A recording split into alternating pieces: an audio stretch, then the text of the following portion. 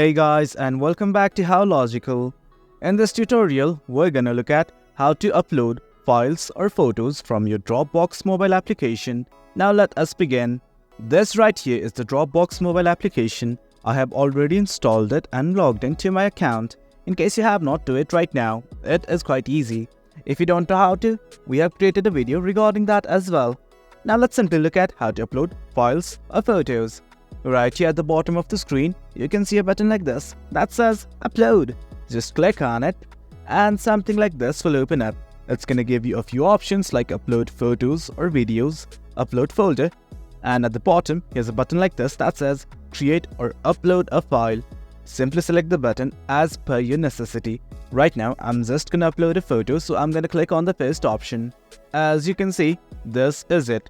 From here, simply select the photo that you wish to upload. I'm just gonna select a few.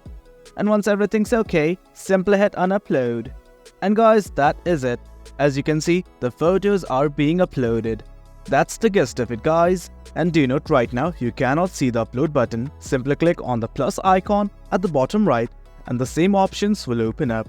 That's it, guys. That's the gist of it.